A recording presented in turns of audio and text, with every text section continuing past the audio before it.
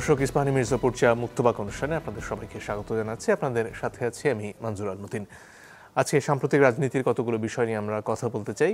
নানান ধরনের গুজব ছড়িয়ে পড়েছে এবং আজকে সেনাপ্রধান যখন প্রধান উপদেষ্টার সাথে সাক্ষাৎ করেছেন সেখানেও তিনি গুজবে কান না দেবার জন্য প্রধান উপদেষ্টাকে অনুরোধ করেছেন।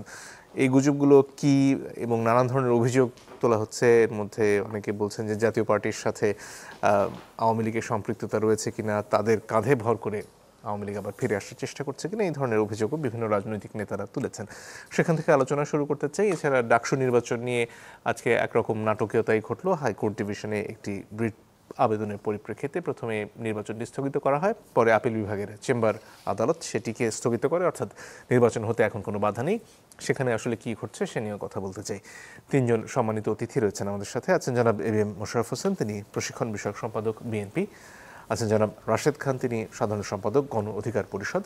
এবং আছেন অবসরপ্রাপ্ত মেজর আবদুল্লাহ আল মাহমুদ, তিনি যুগ্ম মুখ্য সংগঠক জাতীয় নাগরিক পার্টি। আপনাদের তিনজনকেই স্বাগত আমাদের এই অনুষ্ঠানে। শুরুতেই জনাব রাশেদ খান, আপনার কাছে আসতে চাই। আপনাদের দলের নেতা নুরুল হক নূর আহত হওয়ার পর থেকে জাতীয় পার্টিকে ঘিরে যে অভিযোগগুলো হচ্ছে, এর আগের ঘটনাগুলো একটু আপনার কাছ থেকে শুনতে চাই। আসলে জাতীয় পার্টির সাথে সেদিনের যে সংঘাতটা ঘটলো সেটা আসলে কিসের জন্য হলো? ধন্যবাদ সবাইকে। গণ অধিকার পরিষদের পক্ষ থেকে শুভেচ্ছা। দেখেন, যখন আওয়ামী লীগকে নিষিদ্ধ করা হয় তার আগ থেকে আমরা যেটি বলছিলাম, যারা আসলে গণহত্যা চালিয়েছে এবং যারা এই ফেসিবাদের দোসর, তাদের রাজনৈতিক কার্যক্রম বাংলাদেশে নিষিদ্ধ করতে হবে। তার প্রেক্ষিতে আওয়ামী লীগের সাংগঠনিক কার্যক্রম নিষিদ্ধ হয়েছে, কিন্তু জাতীয় পার্টি সহ 14 দল তাদের সাংগঠনিক কার্যক্রম নিষিদ্ধ হয়নি। যে কারণে তখনই আমরা প্রধান উপদেষ্টা বরাবর একটি স্মারকলিপি দিয়েছিলাম এবং নির্বাচন কমিশনেও একটি স্মারকলিপি দিয়েছিলাম, কিন্তু এখনও পর্যন্ত সেটির কোনো ফয়সালা হয়নি। আমি প্রায় মাসখানেক আগে প্রধান নির্বাচন কমিশনারের সাথে বৈঠক করেছি, আমি নিজে, আমার সাথে আমাদের দলের আরও 2 জন প্রতিনিধি ছিলেন। তখন প্রধান নির্বাচন কমিশনার আমাকে বললেন যে এইটা সরকারি সিদ্ধান্ত অথবা রাজনৈতিক সিদ্ধান্তের ব্যাপার, আমরা আসলে চাইলেও কোনো পদক্ষেপ নিতে পারছি না। এবং যেমনিভাবে আসলে আওয়ামী লীগের সাংগঠনিক কার্যক্রম নিষিদ্ধ হয়েছে, এরপরে আমরা তাদের নিবন্ধন স্থগিত করেছি। যদি সরকার জাতীয় পার্টি বা অন্য দলের সাংগঠনিক কার্যক্রম নিষিদ্ধ করে, তখন আমরা তাদের বিরুদ্ধে ব্যবস্থা নিতে পারবো, তার আগে পারবো না। এরপরে আমরা আমাদের দলের মিটিংয়ে আমরা সিদ্ধান্ত নিই যে তাহলে আমাদের সরকারের উপরে চাপ সৃষ্টি করা বা আমাদের যে রাজনৈতিক কর্মসূচি ছিল সেটা ধারাবাহিকভাবে চালিয়ে যেতে হবে। যার প্রেক্ষিতে গত 29 আগস্ট আমরা আমাদের দলের কার্যালয়ের সামনে থেকে একটি বিক্ষোভ মিছিল শুরু করি, যারা ফেসিবাদের দোসর এবং ফেসিবাদ তাদের সাংগঠনিক কার্যক্রম নিষিদ্ধ করা, গণহত্যার বিচার, এই বিভিন্ন ইস্যুতে। যখন আমাদের মিছিলটি জাতীয় পার্টির কার্যালয় বললে ভুল হবে, তাদের কার্যালয় তো আরও ভিতরে, আমরা কাকরাইল যেতে, নাইটেঙ্গেল মোড় যেতে যে রাস্তা, পল্টন মোড় ঘুরে যাচ্ছি, তখন আমরা লক্ষ্য করি যে জাতীয় পার্টির কার্যালয়ের সামনে সেনাবাহিনী এবং পুলিশ পাহারা দিচ্ছে। তো খুব ভালো কথা, আমরা তো শান্তিপূর্ণ মিছিল করব, যেটা আমাদের রাজনৈতিক কর্মসূচি। ওইখানে যাওয়ার পরে হঠাৎ করে জাতীয় পার্টি এবং আওয়ামী লীগের নেতাকর্মীরা, আমার কাছে মনে হয়েছে এর মধ্যে আওয়ামী লীগ যুক্ত, তারা ইট পাটকেল নিক্ষেপ শুরু করে এবং এক ধরনের সংঘর্ষ তারা সৃষ্টি করে। তখন আমি এবং নুরুল হক নূর, যেহেতু আমাদের পরিকল্পনার মধ্যে ছিল না যে আমরা কোনো সংঘর্ষে জড়াবো, আমরা সিদ্ধান্ত নিই যে এটা অ্যাভয়েড করতে হবে। এরপরে আমরা মিছিল নিয়ে ঘুরে আমাদের অফিসের সামনে যাই। তো যেহেতু আমি সহ অনেকে আহত হয়, যে কারণে সিদ্ধান্ত নেওয়া হয় যে আমরা যদি চুপ থাকি সেটা আসলে কেমন দেখায়। রাজনীতিতে সাধারণত হামলা যখন হয় এরপরে একটা প্রতিবাদ হয়, এবং আওয়ামী লীগের সময় কিন্তু আমরা প্রায় প্রতি সপ্তাহে মশাল মিছিল করেছি। বিভিন্ন যখন আমাদের যে উপর হামলা হয়েছে, বিভিন্নভাবে নানান হয়রানি হয়েছে, মামলা হয়েছে, তো আমরা একটি মশাল মিছিলের সিদ্ধান্ত নিই এবং এই মিছিলটি আবারও পল্টন ঘুরে যখন জাতীয় পার্টির কার্যালয়ের সামনে যাই, তখন একই ধরনের ঘটনা ঘটে। তখন আমরা এটাকে আবারও অ্যাভয়েড করার সিদ্ধান্ত নিই এবং আমরা আমাদের কার্যালয়ের সামনে আসি, আমি এবং নুরুল হক নূর, এবং আমরা মনে করি যে এই ঘটনা জাতির কাছে তুলে ধরা দরকার, যে কারণে আমরা একটি প্রেস ব্রিফিং করা শুরু করি। প্রেস ব্রিফিং চলছে, আমাদের মহানগরের দক্ষিণের সভাপতি নাজিম উদ্দিন তিনি কথা বলছেন, এরপরে কথা বলবো আমি, এরপরে নুরুল হক নূর বলে শেষ করবে। তো আমি যখন কথা বলা শুরু করব, তখন হঠাৎ করে সেনাবাহিনী ধেয়ে আসে, মানে জাতীয় পার্টির কার্যালয়ের সামনে থেকে প্রায় আধা কিলোমিটার দূরে আমাদের কার্যালয়ের সামনে আসে। এসে এই প্রেস ব্রিফিং চলছে, সেখানে অতর্কিত হামলা শুরু করে সেনাবাহিনী এবং এর সাথে যুক্ত হয় পুলিশ বাহিনী, তবে সামনে ছিল সেনাবাহিনীর কতিপয় সদস্য। আমরা ভাবছিলাম হয়তো আমাদের উপরে সিনিয়র নেতা আমাদের উপরে হয়তো ওই ধরনের আক্রমণ করবে না, বিশেষ করে নুরুল হক নূর, আমি বা যারা পরিচিত ফেস, কিন্তু দেখি যে না, তারা এসে এমন অ্যাগ্রেসিভ মুড, যারা পারছে তারে পিটাচ্ছে। তখন যে যার মতন এক ধরনের ছোটাছুটি শুরু হয় এবং নুরুল হক নূর পড়ে যায়। পড়ে যাওয়ার পরেও আপনার নুরুল হক নূরের উপর একের পর এক আঘাত করে এবং যারা নুরুল হক নূরকে রক্ষা করতে যায় তাদেরকে কাউকে কাউকে বলা হয় জুলাই ভরে দেওয়া হবে এবং নুরুল হক নূরকে রক্ষা করতে আসছো, নিজেই তো বাঁচতে পারবি না, নানান ধরনের মন্তব্য করেছে এবং সবাইকে বেধড়ক পিটিয়েছে। কারা? সেনাবাহিনীর সদস্যরা। এবং এরপরে যেটি হয়েছে, আমাদের কার্যালয়ের মধ্যে ঢুকেছে, কার্যালয় পুরো তছনছ করা হয়েছে। বাথরুমের মধ্যে যারা অবস্থান নিয়েছিল তাদেরকে বাথরুমের দরজা ভেঙে আঘাত করা হয়েছে। নিচে যারা আসলে লিফটের কর্মী ছিল, সেনাবাহিনী লিফটের যারা আসলে কর্মী ছিল, আমি আজকে শুনলাম বললো যে ভাই একজনকে মারতে মারতে তো অবস্থা খারাপ, সে এখন মানে আজকে আমি শুনলাম যে আরেকজন লিফটম্যান তাকে এখন বাড়িতে পাঠানো হয়েছে। মানে অতর্কিতভাবে যাকে পেয়েছে তাকে পিটিয়েছে। তো আমি খুব অবাক হয়ে গেলাম যে আওয়ামী লীগের সময়ে এইভাবে কখনো সেনাবাহিনী, পুলিশ বাহিনী, এমনকি ছাত্রলীগ, যুবলীগ এইভাবে আঘাত করে নাই। হ্যাঁ, আক্রমণ করেছে, কিন্তু এইভাবে আঘাত করবে সেটা আসলে আমাদের কল্পনার মধ্যে ছিল না। আমার কাছে অনেকগুলো ভিডিও আছে। আইএসপিআর থেকে একটা ব্যাখ্যা দেওয়া হচ্ছে, আপনারা সেটা প্রত্যাখ্যানও করেছেন। আইএসপিআর এর ব্যাখ্যার সাথে আসলে বাস্তবতার ফারাক কতটুকু? দেখেন, আইএসপিআর যে ব্যাখ্যা দিয়েছে এটা সম্পূর্ণভাবে মিথ্যাচার। তারা বলেছে যে আমরা মব সৃষ্টি করেছি। দেখেন, যখন বিভিন্ন ব্যক্তি মহল, আমি নাম বলছি না, কেউ দেশে কেউ বিদেশে যখন সেনাবাহিনীকে বিতর্কিত করার চেষ্টা করেছে, আমার মনে হয় সর্বপ্রথম আমি প্রতিবাদ করেছি, নুরুল হক নূর প্রতিবাদ করেছে। এমনকি যখন বলা হয়েছে সেনাবাহিনীর উপর দিয়ে বুলডোজার চালিয়ে দাও, তখন আমি কিন্তু বলেছি যে এইটা এক ধরনের চক্রান্ত, ষড়যন্ত্র, সেনাবাহিনীকে নানানভাবে উস্কানি দেওয়া, এই প্রতিবাদগুলো করেছি। যখন সেনাবাহিনীকে নিয়ে নানান ধরনের চক্রান্ত চলেছে, তখন আমরা বলেছি এই সেনাবাহিনীকে আমরা দেখেছি যে তারা গণঅভ্যুত্থানের পক্ষের শক্তি। এমনকি যখন কেউ কেউ স্লোগান দিয়েছে এই মুহূর্তে দরকার সেনাবাহিনী সরকার, সেনাবাহিনী কিন্তু 5 আগস্ট নিজের হাতে ক্ষমতা নেয়নি। তার মানে তারাও বাংলাদেশে আর কখনো একাকার সৃষ্টি করতে চায় না, নিজেরা ক্ষমতা টেক ওভার করতে চায় না।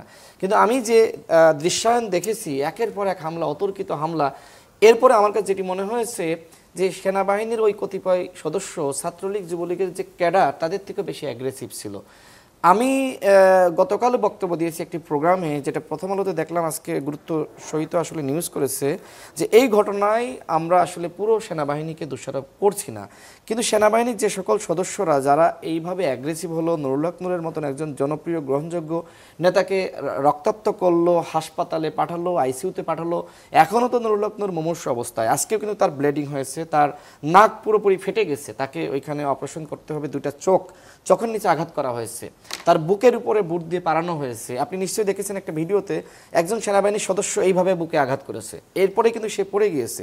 তো এইগুলো আমার কাছে মনে হয়েছে সেনাবাহিনীর মধ্যে, আমার কাছে মনে হয় যে যদি আমি টোটাল সেনাবাহিনীকে 4 ভাগে ভাগ করি, 3 ভাগ জনগণের পক্ষে, অভ্যুত্থানের পক্ষে ছিল, 1 ভাগ অভ্যুত্থানের পক্ষে ছিল না। সেই 1 ভাগের একটি অংশ ওই দিন ক্ষোভ, রাগের বহিঃপ্রকাশ ঘটিয়েছে নুরুল হক নূরকে আক্রমণ করার মাধ্যমে। এবং এই যে আমরা যারা শেষ করছি, আমরা যারা জুলাই গণ অভ্যুত্থানের শক্তি ছিলাম, দেখেন অনেকের উপরে কিন্তু অনেকের ক্ষোভ আছে, পুলিশের কারো ক্ষোভ আছে, সেনাবাহিনীর কারো ক্ষোভ আছে, বিজিবি কারো ক্ষোভ আছে, র্যাবের গোয়েন্দা সংস্থা বা আপনার ডিজিএফআই, অনেকের ক্ষোভ আছে। তো সেই ক্ষোভের বহিঃপ্রকাশ ঘটিয়েছে এবং একই সাথে ভয় দেখানো যে যারা বাড়াবাড়ি করবা, যারা ডিফাইন্ড আওয়ামী লীগের স্বপ্ন ভেস্তে দিয়েছো এবং পরবর্তীতে জাতীয় পার্টিকে কেন্দ্র করে যে ধরনের আরেকটি পরিকল্পনা চলছে, এই পরিকল্পনাও তো আমাদের কারণে ভেস্তে যাচ্ছে। বা কারণ আমরা এই জিনিসটা জাতির সামনে এনেছি যে জাতীয় পার্টিকে আরেকটি বিরোধী দল বানানোর চক্রান্ত চলছে ভারতের পৃষ্ঠপোষকতায়। ওই ক্ষোভের জায়গা থেকে এই হামলাটা হয়েছে এবং অন্যদেরকে ভয় দেখানো, তোমরা বাড়াবাড়ি করলে, আমাদের প্ল্যান ভেস্তে দিলে তোমাদের অবস্থা হবে নুরুল হক নূরের মতো। জি, ধন্যবাদ। জনাব মাহমুদ, আপনার কাছে আসতে চাই, আসলে জাতীয় পার্টির কাঁধে ভর করে আওয়ামী লীগের ফিরে আসার যে অভিযোগটা জনাব রাশেদ খান করলেন বা এর আগে বিভিন্ন সময় করেছেন, এটাকে আপনার কতটুকু বাস্তবসম্মত মনে হয়? আসলে আওয়ামী লীগ কি সেই ধরনের একটা অবস্থায় আছে যে তারা জাতীয় পার্টি হোক বা অন্য কোনো দলে ভর করে আবার ফিরে আসতে পারবে? ধন্যবাদ মঞ্জুর ভাই আপনাকে, আপনার মাধ্যমে আমার সহ-আলোচক এবং দর্শক শ্রোতা যারা শুনছেন সবাইকে শুভেচ্ছা জানাচ্ছি। আমি মনে করি এটা খুব এমিনেন্ট। আপনি যেটা বলেছেন যে আসলে এটা সম্ভব কিনা, আমি মনে করি যে বর্তমানে যে কোনো একটা মাধ্যমের, মানে যখন একটা কিছু ডুবে যাচ্ছে পানিতে, যখন একটা মানুষ সাঁতার জানে না কিন্তু পানিতে ডুবে যাচ্ছে, সে কিন্তু যে কোনো কিছু একটা আঁকড়ে ধরে তখন নিজেকে রক্ষা করার চেষ্টা করবে। তো আওয়ামী লীগ তো অলরেডি ডুবে গেছে, এখন সে হাতড়াচ্ছে আসলে কাকে ধরে, আপনার হচ্ছে কোনো মতো তার যদি মুখটাও ভাসমান থাকে যেন শ্বাস প্রশ্বাসটা নিতে পারে জীবিত থাকার জন্য। এখন সেটা করার জন্য একমাত্র আছে বাংলাদেশে কোনো দল যদি থেকে থাকে যার উপর ভর করে তারা এই কাজ করতে পারবে, সেটা হচ্ছে জাতীয় পার্টি। এবং আপনি জানেন জিএম কাদের সহ তাদের যে প্যানেলটা আছে, এটা কিন্তু সরাসরি আমরা বিশ্বাস করি দৃঢ়ভাবে যে তারা সবসময় আওয়ামী লীগের সাথে কন্টিনিউয়াস যোগাযোগ রাখছে এবং তাদের থেকে ইনস্ট্রাকশন নিয়েই কিন্তু তাদের বিভিন্ন রকম প্রচারণা বা প্রোগ্রাম করছে। সুতরাং আওয়ামী লীগ আসলে যে জাতীয় পার্টি যদি অর্থাৎ দলগতভাবে রাজনৈতিকভাবে যদি তারা জীবিত থাকে বর্তমানে রাজনৈতিকভাবে, তাহলে অবশ্যই জাতীয় পার্টির ঘাড়ে ভর করে আওয়ামী লীগ আবার ফেরত আসবে। কারণ হচ্ছে তারা এখন তো তারা খুব ভালোভাবে বুঝে গিয়েছে যে সামনের নির্বাচনে আওয়ামী লীগ হিসেবে তাদের আসার কোনো সুযোগ নাই, কিন্তু তাদের এন্টিটিটাকে ইনটেক রাখার জন্য, তাদের জনবলটাকে কোনো না কোনোভাবে চাঙ্গা রাখার জন্য তারা জাতীয় পার্টিকে বেছে নিয়েছে। এবং আমি মনে করি এটা একটা ডিলের অংশ।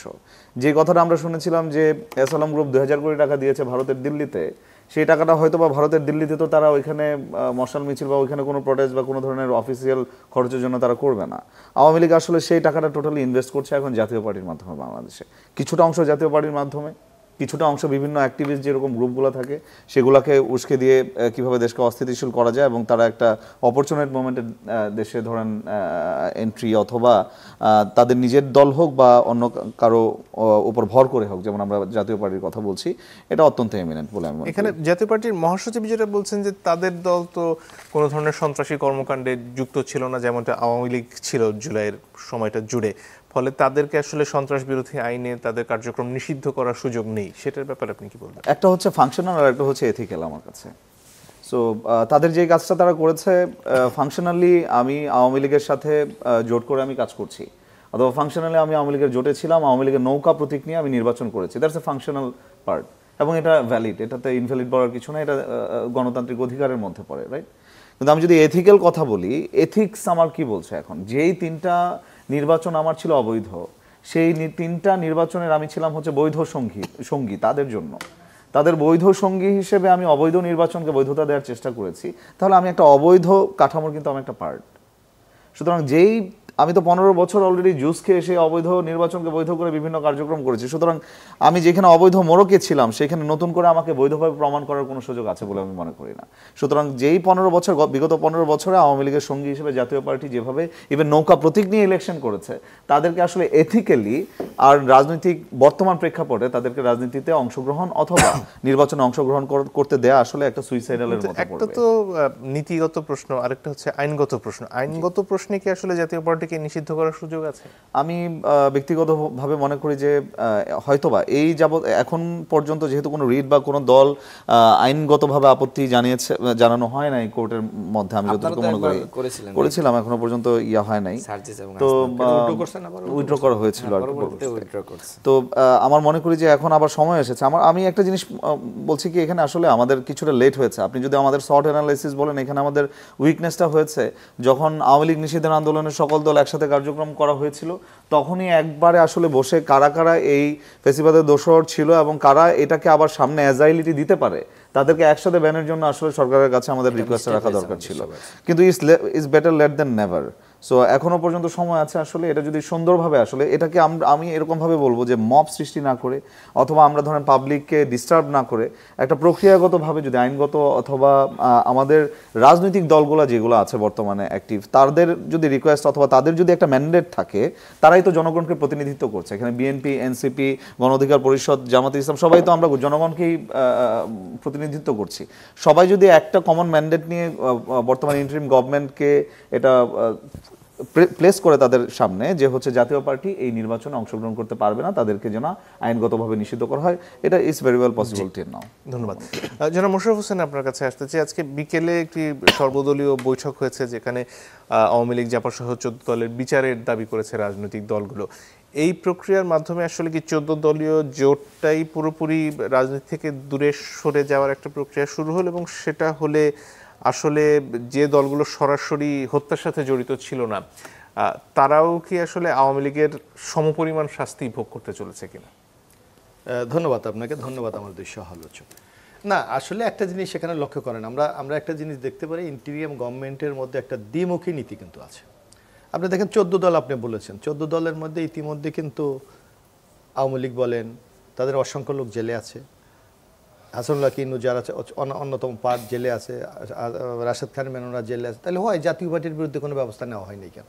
ঠিক, কেন নেওয়া হয়নি? বরং আমরা কোনো জাতীয় পার্টির বিষয়ে কোনো আমরা পদক্ষেপও দেখি না, বরং আমরা দেখি যেটা জনশ্রুতি একটা কথা আছে যে এদের মধ্যে আবার ডিভাইডেড করা হয়েছে।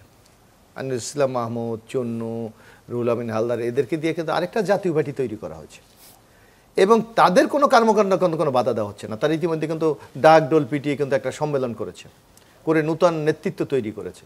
সুতরাং এই ক্ষেত্রে সরকারকেই কিন্তু স্পষ্ট জবাব দিতে হবে যে তাদের আসলে তারা কি চায়, তাদের ভূমিকাটা কিন্তু স্পষ্ট না। আপনি বিগত 3টে নির্বাচনে জাতীয় পার্টির কারণেই আওয়ামী লীগ কিন্তু অনেকটা বৈধতা পেয়েছে। জাতীয় পার্টি যদি না থাকতো তাহলে তাদের বৈধতার জায়গাটা আরও সংকীর্ণ হয়ে যেত।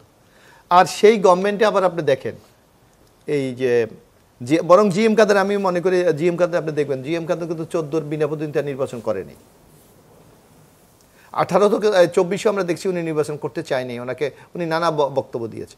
অথচ যারা আওয়ামী লীগের মূল দোসররা ছিলেন এই চন্নু সাহেব এবং তার আপনার যদি পোস্টার দেখেন, পোস্টার সে লিখেছে আওয়ামী লীগ মনোনীত, রুহুল আহমেদের লেখা আওয়ামী লীগ মনোনীত।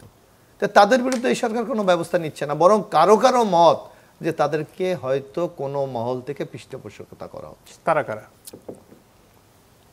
এখন এটা সরকার বলতে পারবে, কারণ সরকার তো তাদের বিরুদ্ধে কোনো অ্যাকশনে যাচ্ছে না। একটা অভিযোগ শুনলাম যে পেছনে ভারতের হাত রয়েছে, এটা ভারতের ফর্মুলা জাতীয় পার্টিকে বিরোধী দল হিসেবে ফিরিয়ে আনা এবং তার মাধ্যমে ভারতের তো নানা কৌশল আওয়ামী লীগের বিষয় ছিল। এই যে আপনার মনে আছে 5 তারিখের পর ভারতের যে মিডিয়াগুলো যে প্রোপাগান্ডা আমাদের বিরুদ্ধে চালিয়েছিল যে বাংলাদেশটা একটা মৌলবাদী রাষ্ট্র হয়ে গেছে, বাংলাদেশের সংখ্যালঘুদের উপর অত্যাচার করানো হচ্ছে, পুকুরের সাঁতার কাটার ছবি দেখে দেখে তাদেরকে পুকুরে ফেলে নির্যাতন করা হচ্ছে। আপনি বিবিসি তো ঠিক এর কাউন্টার একটা নিউজ করে প্রমাণ করেছে যে না, এই ভারতীয় মিডিয়াগুলির প্রচারটা সম্পূর্ণ বানোয়াট, মিথ্যা, বাংলাদেশকে একটা মেলাইন করার জন্য এটাই পরিকল্পনা। সুতরাং ভারতের নানা ষড়যন্ত্র থাকবে, কিন্তু সরকারের পদক্ষেপটা কি আপনি সেটা তো আমাদের দৃশ্যমান হতে হবে।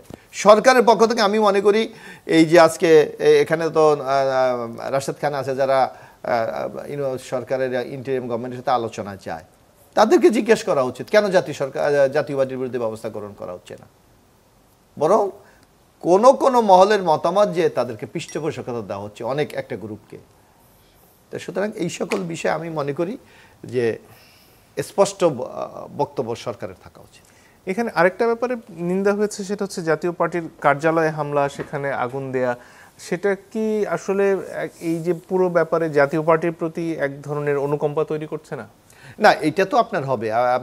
আমি যেটা মনে করি যে আপনি 5 তারিখের পর রাজনৈতিক দলগুলি কিন্তু দায়িত্বশীল হওয়া উচিত, কারণ নানা ষড়যন্ত্র হচ্ছে। এই ষড়যন্ত্রে রাজনৈতিক দলগুলি দায়িত্বশীলতার পরিচয় না দিতে পারে, তার যদি কোনো বিপর্যয় ঘটে তার দায়িত্ব কিন্তু এই আমাদের সবাইকে বহন করতে হবে। যেমন এখন দেখেন আপনার এই যে ঢাকা শহরে আপনার দেখেন একটা গুজব কিন্তু ছড়িয়ে যাচ্ছে যে এই মনে হয় এমার্জেন্সি চলে আসছে, এই মনে হয় শাসন ব্যবস্থা পরিবর্তন হয়ে যাচ্ছে। তো এই সকল গুজব থেকে রক্ষা করার দায়িত্ব কিন্তু রাজনৈতিক শক্তিগুলি, কিন্তু সেই দায়িত্ব কি তারা পালন করছে কিনা এটাও কিন্তু প্রশ্ন দেখা দিচ্ছে, যার জন্য মানুষের মনের মধ্যে একটা শঙ্কা, আসলে কি বাংলাদেশে নির্বাচন হবে? তো সুতরাং এই সকল বিষয়ে রাজনৈতিক দলগুলির কিন্তু আপনার ঐক্যবদ্ধ একটা স্থান থাকা উচিত।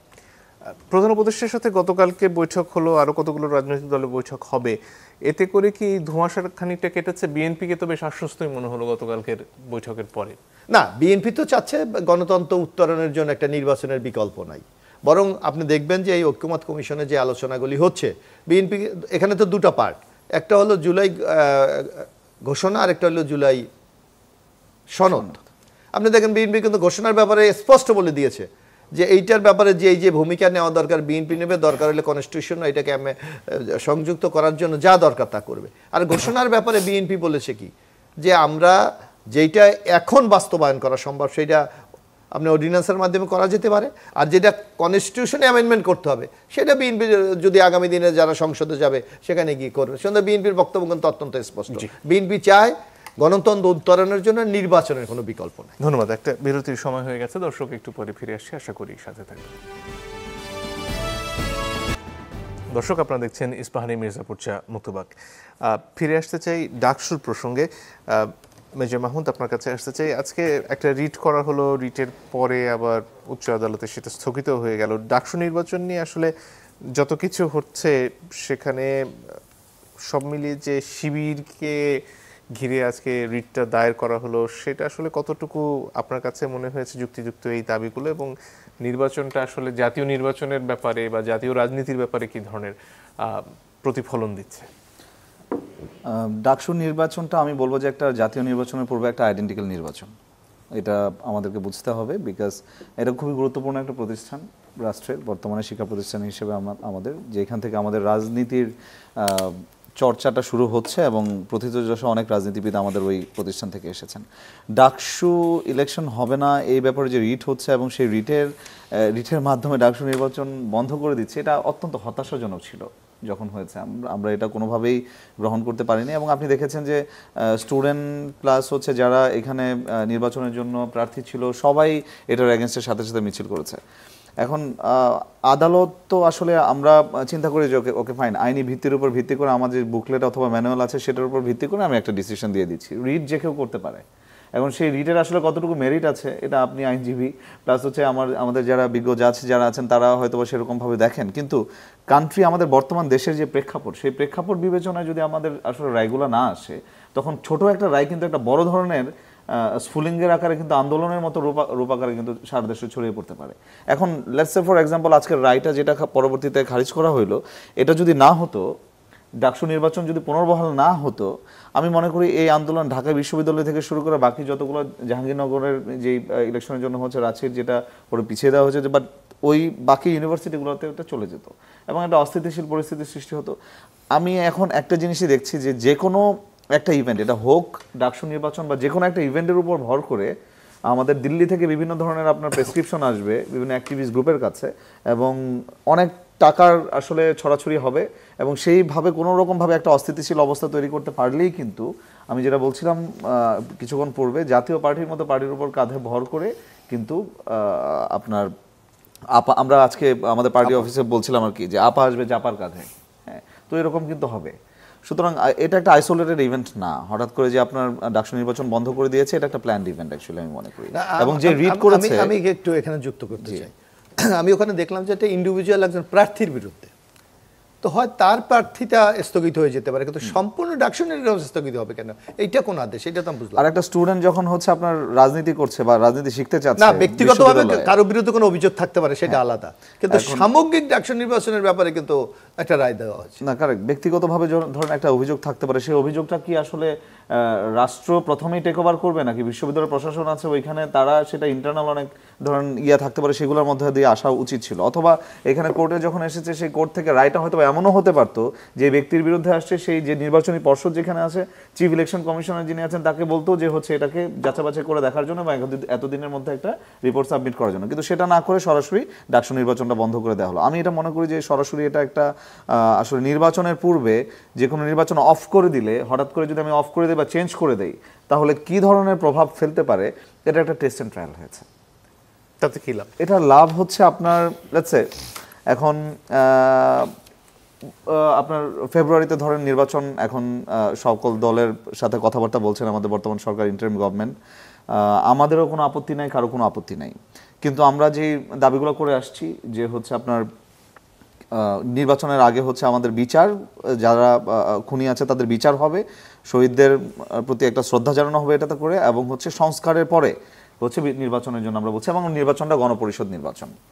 এখন কোনো একটা উদ্ভূত পরিস্থিতি যদি সেই নির্বাচনটা স্থগিত হয়ে যায়, বা কোনো একটা কারণে যদি একটা নির্বাচন স্থগিত হয়, সেটা রিপারকেশনটা আসলে কত দূর পর্যন্ত গড়াতে পারে, সেটা একটা টেস্ট এন্ড ট্রায়াল ছিল আসলে এই ডাকসুর নির্বাচনটা স্থগিতাদেশ দেওয়া কোর্টের মাধ্যমে, যে কোর্টের রায়টা আসলে একটা অংশ কিভাবে নিচ্ছে সেটাকে আপনার আনুপাতিক হারে বিশ্লেষণ করলে আপনার পুরো দেশে কিভাবে নিবে, দলগুলোকে ভাগ করে সেটার একটা কিন্তু পিকচার দাঁড় করানোর চেষ্টা করেছে বলে আমি মনে করি কোনো একটা মহল। সুতরাং এটা একটা আইডেন্টিক্যাল ছিল, এবং আপনি দেখবেন সাথে সাথে কিন্তু যখন পালসটা বুঝে গেছে, তখন কিন্তু আবার সাথে সাথে কিন্তু আপনার আমাদের এটা চেঞ্জ হচ্ছে। ওকে ফাইন, আমি সেটাকে সম্মানপূর্বক বলছি যে সেই চেঞ্জটা যেটা হয়েছে, যেটাকে আবার পুনর্বহাল রেখেছে, সেটা অবশ্যই একটা আইনি প্রক্রিয়ার মাধ্যমে গিয়েছে। কিন্তু আমি বলছি যে এটা হয়তোবা একটা টেস্ট এন্ড ট্রায়ালের অংশ ছিল এই বন্ধ, এবং পরবর্তীতে আবার। ধন্যবাদ জনাব রাশেদ খান। এখানে আসলে যেভাবে পরিস্থিতিটা এগোচ্ছে, সেখানে কিছু কিছু সংঘাত আমরা দেখছি, বিশেষ করে গতকালকে রাজশাহী বিশ্ববিদ্যালয়ের বিএনপির সাথে ছাত্র সমন্বয়কদের এক ধরনের সংঘাত ঘটেছে। নির্বাচন কেন্দ্রিক না হলেও চট্টগ্রামে গতকালকে বিরাট একটা সংঘাতের ঘটনা ঘটেছে, অনেকে আহত হয়েছেন। বিশ্ববিদ্যালয়গুলো থেকে আসলে এক ধরনের অস্থিরতা দেখছেন আপনি? দেখেন, আমি 2019 সালে যে ডাকসু নির্বাচন অনুষ্ঠিত হয় সেখানে আমি নিজে জিএস প্রার্থী ছিলাম এবং সেই নির্বাচনে আমরা ভিপি জিএস সহ টোটাল কেন্দ্রীয় সংসদে 11টি পদে পাশ করেছিলাম। আমার যেহেতু আসলে আত্মবিশ্বাস ছিল, যে কারণে আমি ওই সময় একমাত্র প্রার্থী হিসেবে আমি অভিযোগপত্র দিয়েছিলাম এবং আমি আসলে এটার পিছনে লেগেছিলাম। পরবর্তীতে অভ্যুত্থানের পরে আমি আবারও একটি অভিযোগপত্র দিই যে ওই সময় আমি কোনো সমাধান পাইনি। আমি কিন্তু আদালতে যাইনি। এর কারণটা হলো যে আদালতে আসলে আমি কখন যাব, যখন আমি বিশ্ববিদ্যালয় থেকে কোনো প্রতিকার পাবো না। কিন্তু আজকে যেটি দেখলাম, যে প্রার্থীর অভিযোগ আরেকজন প্রার্থীর বিরুদ্ধে, সে প্রথমত ঢাকা বিশ্ববিদ্যালয়ের যিনি ভাইস চ্যান্সেলর তার কাছে অভিযোগপত্র দাখিল করতে পারতেন, অথবা যে একটি নির্বাচন কমিশন গঠিত হয়েছে তাদের কাছে করতে পারতেন। কিন্তু সেইটি না করে সরাসরি হাইকোর্টে। এখন হাইকোর্ট একটি রায় দিল, প্রথমত বলল যে নির্বাচন স্থগিত। দেখেন, এর মাধ্যমে যেটি হয়েছে, যে প্রার্থীর এগেনস্টে রিটটা হয়েছে সেই প্রার্থীর ব্যাপারে কোনো সমাধান হয়নি। এখানে একটা চালাকি বা চতুরতা। দ্বিতীয়ত, পরবর্তীতে মুহূর্তের মধ্যে যখন ক্যাম্পাসে শিক্ষার্থীরা নামা শুরু করলো, আন্দোলন করলো, এর মধ্যে আবার আপিল বিভাগ থেকে বলা হলো যে ডাকসু নির্বাচন হবে। আমরা আদালতের উপরে আস্থা রাখতে চাই। আপনি একজন আইনজীবী এবং গণ অভ্যুত্থানের সময় আপনার যে ভূমিকা আমি নিজে দেখেছি, আপনাকে আমি আসলে গণ অভ্যুত্থানের সময় একজন মানে সুপারম্যান হিসেবে মনে করছিলাম, যেটা আসলে কখনো বলা হয়নি। তবে আজকে মনে হলো যে আমি ওই সময় আপনার অনেক আন্দোলন দেখেছি, বিশেষ করে 31 জুলাই হাইকোর্টের সামনে যখন আন্দোলনটা এক প্রকার মৃতপ্রায়, তখন কিন্তু আপনি ওইখানে যে একটা ভূমিকা রেখেছেন, সেই জায়গা থেকে কিন্তু নতুনভাবে আন্দোলনটা আপনার শুরু হয়েছে এবং অন্যান্য আইনজীবীরা সাহস পেয়েছে। সেই জায়গায় আপনি একজন গণ অভ্যুত্থানের সুপারম্যান, এটা বলা যায়। তো আমি আরেকটা জিনিস অ্যাড করি, এটা যেহেতু এই প্রসঙ্গে চলে এসেছি। আচ্ছা, আওয়ামী লীগ এবং জাতীয় পার্টি যদি ফিরে আসে, তাহলে আপনি মঞ্জুরাল মতিন, আপনার অবস্থা কী হবে আপনি বলেন? বা আপনি যে ভূমিকা রেখেছেন আপনার কী হবে? আমরা যে আন্দোলন করেছি আমাদের কী হবে? কেউ কিন্তু ছাড় পাবে না। এই জন্য আমাদের কনসার্নটা হলো যে আওয়ামী লীগ বা তাদের দশরদেরকে আমরা যেভাবে গণ অভ্যুত্থানে প্রতিহত করেছি, ঠিক একইভাবে তাদের রাজনৈতিক এবং সাংগঠনিক কার্যক্রমটা প্রতিহত করা। অন্যথায় এই দেশে আবারও কিন্তু আওয়ামী ফ্যাসিবাদ ফিরবে, জাতীয় পার্টির মতন ফ্যাসিবাদ ফিরবে এবং আরেকটা গণহত্যা পরিচালিত হবে।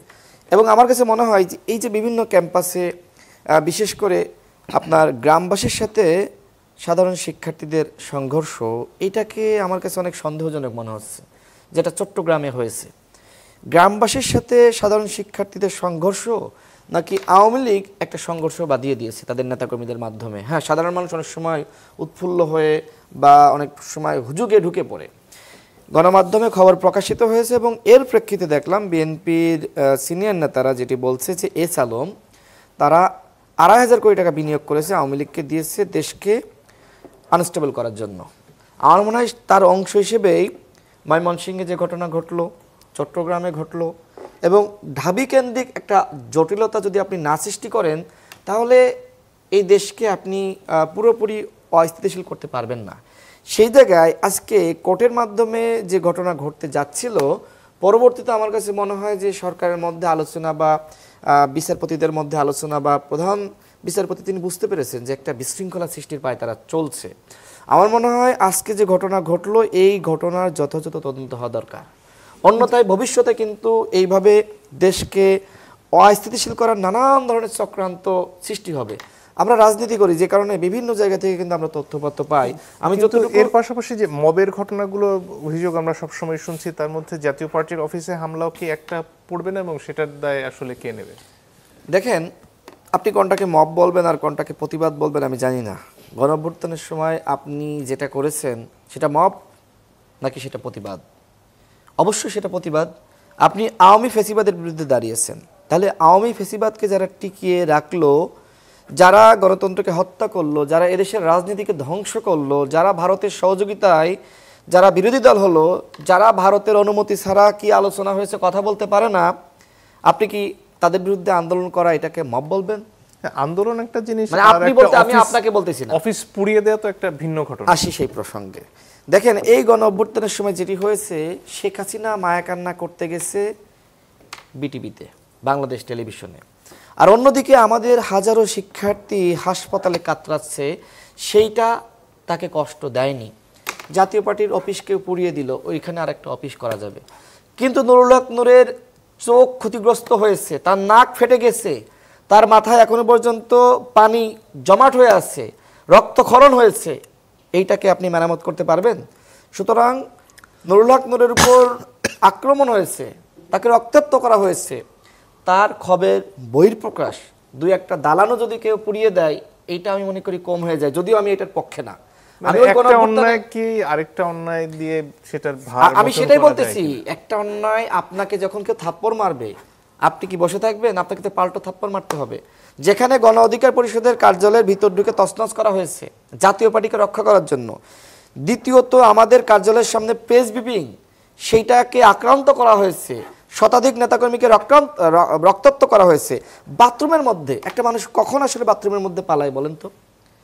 একটা মানুষ যখন নিরীহ, একটা মানুষ যখন আসলে আর পারতেছে না, ভয়ে সে কিন্তু বাথরুমে পালিয়েছে, তাকে দরজা ভেঙে ভেঙে বের করা হয়েছে। হামলা পাল্টা হামলা যদি চলতেই থাকে তাহলে তো আসলে একটা পর্যায়ে রাষ্ট্রের এইটা তো আমরা চাইনি। টের পাওয়া যায়। আমাদেরকে পরিকল্পিতভাবে যখন আঘাত করেছে তখন হয়তো কি বিক্ষুব্ধ মানুষ। দেখেন ঢাকা মেডিকেলে যখন আসিফ নজরুল স্যার গিয়েছে, সেখানে তাকে কিন্তু এক ধরনের বাজেভাবে বলা যায় অপদস্থ করা হয়েছে। স্যার জিনিসটাকে খুব নেগেটিভভাবে নিয়েছে বলে আমার কাছে মনে হয়নি।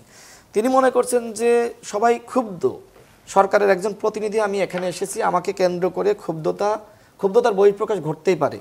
তো আমি সেটাই বলছি, যখন নুরুল হক নূরের উপর আমি যেটি বলছিলাম, তো ওইখানে শুধুমাত্র গণ অধিকার পরিষদের নেতাকর্মী ছিল না, ওইখানে গণ অধিকার পরিষদের বাইরেও যারা আসলে জুলাই গণ অভ্যুত্থানের শক্তি, তারা কিন্তু হাজির হয়েছে, উপস্থিত হয়েছে, এবং সবাই কিন্তু ক্ষুব্ধ যে এইটা সরকারের কোনো ধরনের ইঙ্গিত ছাড়া বা স্বরাষ্ট্র উপদেষ্টার নজরে নাই, এর বাইরেই কোনো কিছু ঘটে গেছে এরকম না।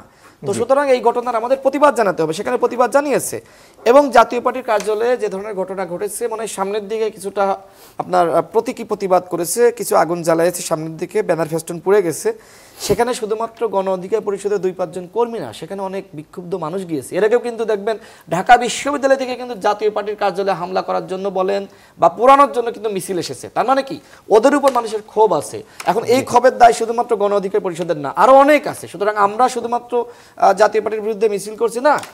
আজকে 22টি দল আমাদের অফিসে মিটিং হয়েছে, আরো দল আসতে চেয়েছিল, আসতে পারেনি।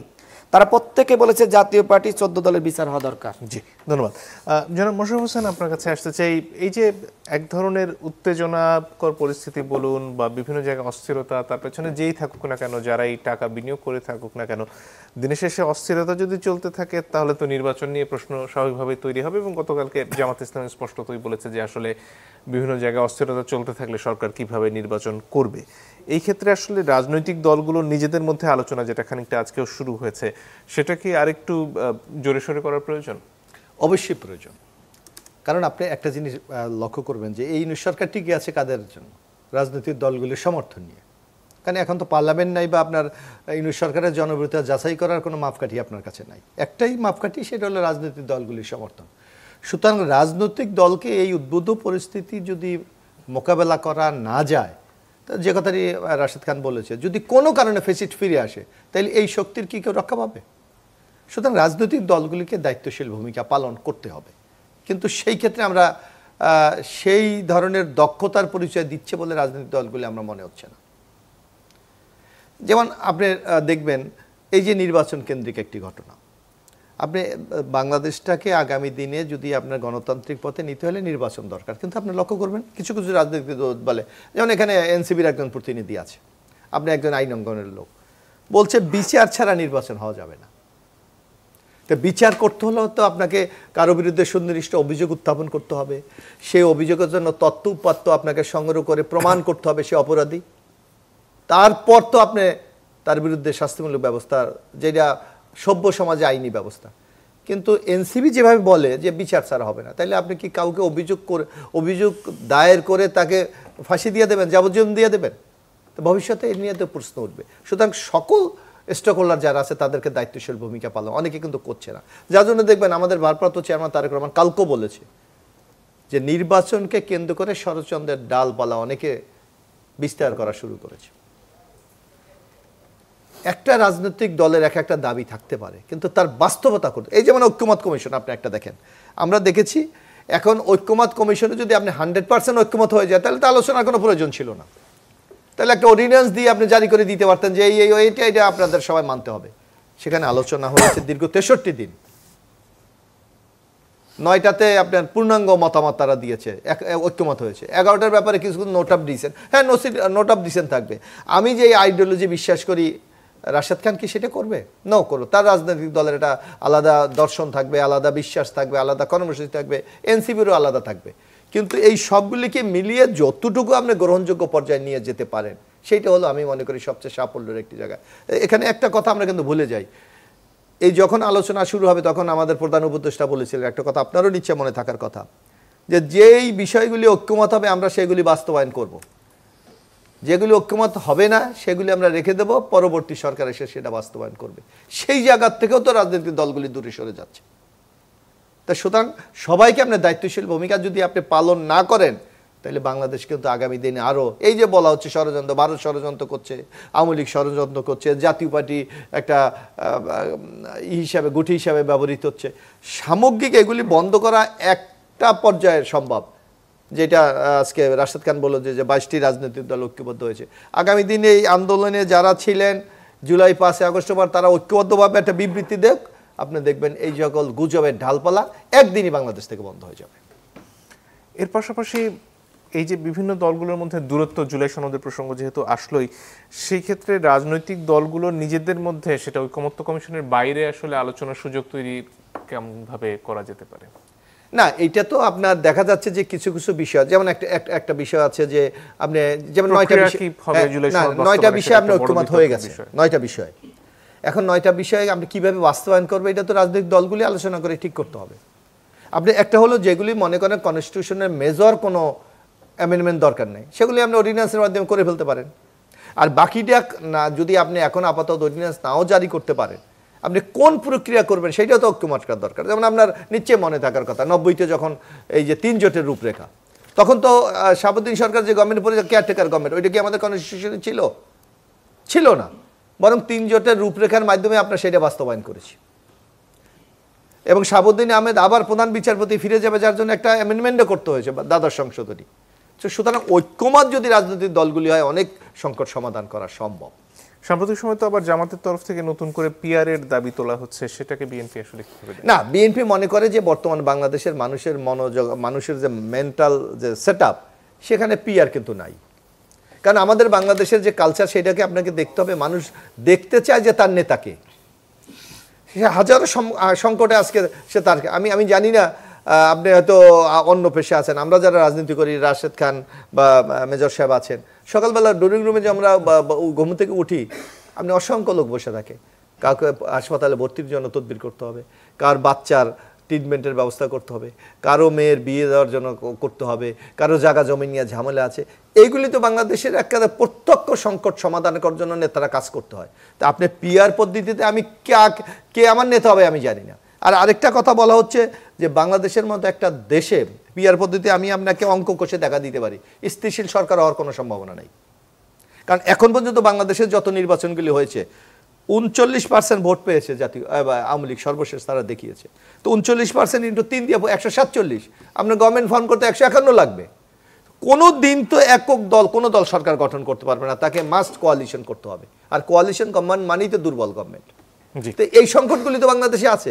আর বাংলাদেশের যে আর্থসামাজিক অবস্থা, সেখানে 6 মাস 1 বছর পর পর একটা নির্বাচন করার মতো সেই দায়ভার বহন করার মতো যোগ্যতা কি বাংলাদেশের আছে? জি, এইগুলি আমাদের চিন্তা করে কিন্তু আমাদের দাবিগুলো উত্থাপন করতে হবে। জি, ধন্যবাদ। শেষের দিকে জনাব মাহমুদ যদি আর কিছু যোগ করার থাকে। জি, আমি একটা জিনিস বলতে চাই যে ভাই বিচারের কথা যেটা বলেছেন, এই স্পেশাল ট্রাইব্যুনাল অর্থাৎ আইসিটি ট্রাইব্যুনাল হয়েছে একটা, জুলাইয়ের পরে বিচার কার্য সম্পাদন 2টা, আরেকটা মনে হয়েছে। আমার কোয়েশ্চেন হচ্ছে 10টা না কেন? এইটা আমি তো এই প্রশ্ন তো আমরাও করেছি, বিএনপির পক্ষ থেকে আমরাও বলেছি 10 টাকা নয়নি। না, আপনারা তো আসলে যুগপৎ আন্দোলনের সবচেয়ে নেতৃত্বস্থানীয়, আপনারা সবসময় যেটা বলে থাকেন এটা আমরা মনে প্রাণে বিশ্বাস করি। সেই ক্ষেত্রে বড় দল হিসেবে যদি আপনারা বড় স্টেক হোল্ডারও যদি হয়ে থাকেন, সেক্ষেত্রে বিএনপির কাছ থেকে এই জায়গায় কিন্তু আমরা যেরকমভাবে প্রেশার দিচ্ছিলাম, আমরা এক্সপেক্ট করেছি বা এখনও করি যে বিএনপির পক্ষ থেকে এই প্রেশারটা আরও বেশি আসবে, যে 1টা 2টা কেন 10টা না কেন। তার মাধ্যমেই তো আসলে বিচারটাকে ত্বরান্বিত করা যায়। বিচার ত্বরান্বিত মানে হচ্ছে এটা বলছি না যে প্রসিজিয়ারাল যে কাজগুলো আছে সেটাকে ধরেন তাড়াহুড়া করে শেষ করে আমি একটা বিচার দৃশ্যমান করার জন্য বলছি, এটা না। একটা স্টেট পর্যন্ত যেখানে যাবে, যখন বোঝা যাচ্ছে আসলে বিচারটা কোন পর্যায়ে যাচ্ছে, ভিকটিমের পরিবার যারা আছে তারা তো সেটাই চায়। আমি যদি আজকে না থাকতাম, আমি যদি শহীদ হইতাম, অবশ্যই আমার বাবা মা চাইতেন হচ্ছে দেখার জন্য যে তার সন্তানেরকে যে হত্যা করা হইলো সেটার বিচারের স্টেটটা কোন পর্যন্ত আছে। তারা কিন্তু রং চং করে সুন্দর করে চুনকাম করে নির্বাচনের জন্য কিন্তু তারা বসে নাই। সুতরাং আমরা এটা বারে বারে বলছি কেন, যার যায় সে বোঝা আসলে হারানোর কত ব্যথা। আমরা হয়তো বা বিভিন্ন রকমের ধরেন মসনদে বসার জন্য, সংসদে বড় বড় গল্প করার জন্য অথবা বড় বড় স্লোগান দেওয়ার জন্য আমরা বসে আছি, কিন্তু ওই পরিবারগুলোর কথা আমরা আসলে একদম ভাবি নাই। এবং এই ইন্টারিম গভর্নমেন্টের আমি এখানে স্পষ্টভাবে মানে খুব কড়াভাবে বলবো, তারা তো আসলে ভাবেই নাই। এই যে জুলাই ঘোষণাপত্র হয়েছে সেখানে তাদের স্টেক নেই, এই জুলাই সনদ হচ্ছে এখানে আমি মনে করি তাদের একটা স্টেক থাকা দরকার ছিল বিভিন্ন পরিবারের। আচ্ছা, আরেকটা জিনিস হচ্ছে আমরা যেটা বলছি যে গণপরিষদ নির্বাচন এনসিপি স্পষ্টভাবে প্রত্যেকবার বলছে, বিকজ আমরা দিল্লির সংবিধানটা ভালোবাসি না, যেটা আপনারা এখনো বাসছেন ভাই। আপনারা ইতিহাসে, আমরা চাই যে বিএনপি একটা ইতিহাসের অংশ হোক, মানে বড় দল হিসেবে, এবং আপনারা লিড করেন সেই ইতিহাসের অংশটাকে। যেই সংবিধানটা আপনারা প্রথমে হয়েছে সেই সংবিধানের ইতিহাসের আপনারা অংশ হতে পারেন নাই সেই সময়। অর্থাৎ যারা আওয়ামী লীগে শুধুমাত্র ছিল আপনাদের দল থেকে সিনিয়র লিডারশিপ, তারা কয়েকজন বাদে কেউ ছিল না। এই সংবিধানটা যখন আমরা বলছি যে সংবিধান দিল্লির প্রেসক্রিপশনে হয়েছে, 8 মাসের ব্যবধানে হয়েছে এবং যুদ্ধ পরবর্তী পরিস্থিতিতে হয়েছে এবং টোটালি দিল্লির আসলে সুপারভিশনে হয়েছে, সেই সংবিধানটা চেঞ্জ করে যুগোপযোগীভাবে একটা সুন্দর সংবিধান করার ক্ষেত্রে আপনারা কিন্তু এখানে লিডারশিপ রোল নিয়ে কিন্তু ইতিহাসের একটা অংশ হতে পারতেন বলে মনে করি, এবং সেই সময় এখনো পর্যন্ত শেষ হয় নাই। পরিশেষে আমি আসলে বিএনপির 47তম প্রতিষ্ঠাবার্ষিকী উপলক্ষে আপনাদের সবাইকে ধন্যবাদ জানাবো এবং এই সাথে রিকোয়েস্ট করব যে এই সংবিধানের পরিবর্তনের ক্ষেত্রে আমরা একমত হয়ে গণপরিষদ নির্বাচনের দিকে আমরা সবাই এগিয়ে যাই। ধন্যবাদ জনাব রাশেদ খান। আমি যে বিষয়টি অ্যাড করতে চাই, আজকে আমাদের দলের কার্যালয়ে একটি গুরুত্বপূর্ণ মিটিং হয়েছে, সেখানে 22টি দল অংশ নিয়েছে এবং এই দলের মধ্যে আবার জোট আছে, সব মিলিয়ে আসলে সংখ্যাটা আরও বাড়বে। যারা অংশ নিয়েছে সবাই খুবই প্রতিষ্ঠিত এবং গুরুত্বপূর্ণ দল। সেখানে আসলে 5টি সিদ্ধান্তে আমরা এসেছি। প্রথমত নুরুল হক নূর সহ গণ অধিকার পরিষদের নেতাকর্মীদের উপর যে হামলা হয়েছে সেটার সবাই তীব্র নিন্দা এবং প্রতিবাদ জানিয়েছে এবং 48 ঘন্টার মধ্যে সরকার ঘোষিত বিচার বিভাগীয় তদন্ত কমিটি গঠন করা, কারণ সরকার এখনও পর্যন্ত শুধু ঘোষণাই করেছে, গঠন করে নাই, এবং দোষীদের গ্রেপ্তার। এবং 3 নম্বর বিষয়টি ছিল ফ্যাসিবাদ বিরোধী শক্তির মধ্যে একতা প্রতিষ্ঠা। আমার কাছে মনে হয় যে এটা খুব গুরুত্বপূর্ণ। এছাড়া ফ্যাসিবাদ বিরোধী শক্তি আওয়ামী লীগ, জাতীয় পার্টি সহ 14 দলের বিচার, এই বিচারের ব্যাপারে সবাই একমত পোষণ করেছে। 5 নম্বরে নুরুল হক নূর সহ নেতাকর্মীদের উপর যে হামলা হয়েছে তার প্রতিবাদে ফ্যাসিবাদ বিরোধী শক্তির সংহতি সমাবেশ, মানে কোনো দলের না। কারণ এই বিষয়টা আমি কেন বলছি, দেখেন আজকে নুরুল হক নূরের উপর হামলা হলো, কালকে কিন্তু জনাব মির্জা ফখরুল ইসলাম আলমগীরের উপর, এরপরে জামাতের আমির বলেন, আমি আপনি আমাদের উপরে। সুতরাং এই মুহূর্তে আমাদের ভিতরে আসলে একতা খুব গুরুত্বপূর্ণ। হ্যাঁ, আমাদের ভিতর মত পার্থক্য থাকবে, আপনার একটা দাবি, তার একটা দাবি, ভাই অনেক কথা বললেন, এরপরে কিন্তু বিএনপির প্রতিষ্ঠা বার্ষিকীতে আবার শুভেচ্ছাও জানালেন। আজকে দেখলাম যে হাসনাত সহ কয়েকজন সরাসরি সার্জিস অফিসে গিয়েছে। আমি মনে করি এগুলো রাজনীতির খুব পজিটিভ দিক। আমাদের ভিতরে এই ধরনের সহনশীলতা থাকা দরকার। আমরা যাতে ওই একজন আরেকজনের মুখ দেখব না, আমরা কেউ কাউকে সহ্য করতে পারবো না। আমাদের ভিতরে আলোচনা থাকবে, আপনি এটা কখনোই থামাতে পারবেন না, কিন্তু সেটার একটা লেভেল থাকতে হবে। আমরা যাতে একদমই নিজেদের মধ্যে এতটা বেপরোয়া না হয়ে যায় যে মোশাররফ ভাই টকশোতে আসছে মানে কি তাকে আজকে চরমভাবে ঘায়াল করতে হবে, এরকম মনোভাব না পোষণ করে বরং যুক্তি তর্ক, হয় আপনি সঠিক বা আমি সঠিক, যদি আপনি সঠিক হন আপনারটা আমি মেনে নেব। অর্থাৎ এই যে সরকার রাষ্ট্র সংস্কারের কথা বলছে, আমি মাঝে মধ্যে ভাবি গ্রাম গঞ্জে, পাড়া মহল্লায়, বিভিন্ন দপ্তরে, সেক্টরে, বাহিনীতে আসলে আমাদের ব্যক্তি সংস্কারটা হয়নি, মানসিকতার সংস্কারটা হয়নি। সুতরাং এই যে 90-এর পরে আপনার যে 3 দলের রূপরেখার কথা ভাই বললেন, সেই রূপরেখা কিন্তু আমরা বাস্তবায়ন করতে পারিনি। সুতরাং এইবার আরেকটি অভ্যুত্থান হয়েছে, এইবার যদি আমরা বাস্তবায়ন করতে না পারি তাহলে এতগুলো মানুষ শহীদ হলো, মারা গেল, এগুলো তো বৃথা যাবে। সুতরাং আমার মনে হয় সবাই সবাইকে ছাড় দিয়ে কিভাবে এই রাষ্ট্রের পুনর্গঠন করা যায়, জাতি গঠন করা যায়, সেই দিকে সবার মনোযোগ দেওয়া দরকার। নিশ্চয়ই। না, আমি একটু কথা বলি এখানে। মাহমুদ সাহেব বলেছে যে বিএনপি উদ্যোগ নিয়েছে কিনা। আপনি দেখেন একটা মাত্র দল এই যে আপনার জোটের মধ্যে যতগুলি আছে, যে কটা সংস্কার কমিশন হয়েছে প্রত্যেকটার বিষয়ে বিএনপির লিখিত তার প্রস্তাবনা দিয়েছে।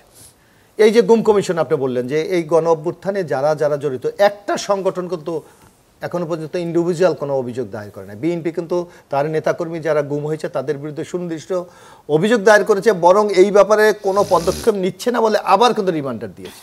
সুতরাং আপনি যে কথাগুলি বলেছেন, এই যে ফেসি যারা এই দীর্ঘদিন বাংলাদেশের উপর একটা জগদ্দল পাথরের মতো চেপে বসেছিল, তাদেরকে বিচারের জন্য সবচেয়ে বিএনপি বেশি কথা বলেছে। কারণ আমরা তো সবচেয়ে সাফার, আমাদের নেত্রী বেগম খালেদা জিয়া একজন নির্দোষ লোক 6.5 বছর জেল কেটেছে, আমাদের প্রায় 3000 মতো লোককে হত্যা করেছে। সুতরাং এই ব্যথা তো আমাদের মধ্যে আছে। ট্রাইব্যুনালের কথা আসলে আমি ট্রাইব্যুনালের কথা আমি বললাম, আমরা তো সুনির্দিষ্টভাবে অভিযোগ দায়ের করেছি। অভিযোগ না, আমি বলছি যে হচ্ছে এখন না, আমরা অভিযোগ দিয়েছি যে এই লোক আমাদের গুমের বিচারক, কিন্তু সেই ব্যাপারে কোনো ব্যবস্থা গ্রহণ করছে না। একটা ট্রাইব্যুনাল কাজ করছিল তো প্রথম থেকে, এটা 10টা না কেন আসলে? আমি এই কথাটা আমরা বহুবার বলেছি, আপনি দেখেন আমাদের দলের পক্ষ থেকে কেন এটা পদক্ষেপ গ্রহণ করছে না। এই ক্ষেত্রে আমার মনে হয় আন্তরিকতার অভাব ছিল হয়তো বা না, আমাদের আন্তরিকতার কোনো অভাব নেই। বিএনপি কেন করবে এটা? এটা তো এটা সরকার না, করবে। ভাই এখন আপনি কোন সরকারকে বলছেন? যেই সরকারকে আমরাই বলছি যে পিপলস ম্যান্ডেট নিয়ে, আমি ব্যক্তিগতভাবে মনে করি এই সরকার পিপলস ম্যান্ডেট নিয়ে আসে নাই। এই সরকার একটা ইন্টারিম গভর্নমেন্টে আসছে, সেটা তো আমরা বলি যার জন্য কাজ করবে। এখন কি কাজ করতে হবে সেটা কিন্তু বলতে হবে পলিটিক্যাল পার্টিকে, because this government doesn't know how to run a country. সরকার তো দুর্বল। এই সরকার আপনি দেখেন মব টলারেন্সের ক্ষেত্রে স্বরাষ্ট্রমন্ত্রী কিছুদিন আগে, উপদেষ্টা কিছুদিন আগে বলেছেন মবের ক্ষেত্রে জিরো টলারেন্স, কিন্তু আবার ধরেন হচ্ছে এখানে না, আবার প্রেশারসি কি বলছে, এটা একটা প্রেশার গ্রুপ। মানে আপনি কোন দিকে আপনি ধরবেন? মানে এদের মধ্যে তো একটা সমন্বয় নেই। দায়িত্ব করতে হবে রাজনৈতিক দলগুলোকে, এবং সেই ক্ষেত্রে বিএনপির অনেক ধন্যবাদ আপনাদের সবাইকে। আসলে সময় আজকের মতো ফুরিয়ে গেছে। দর্শক আপনাদেরকে ধন্যবাদ, বিদায় নিচ্ছি।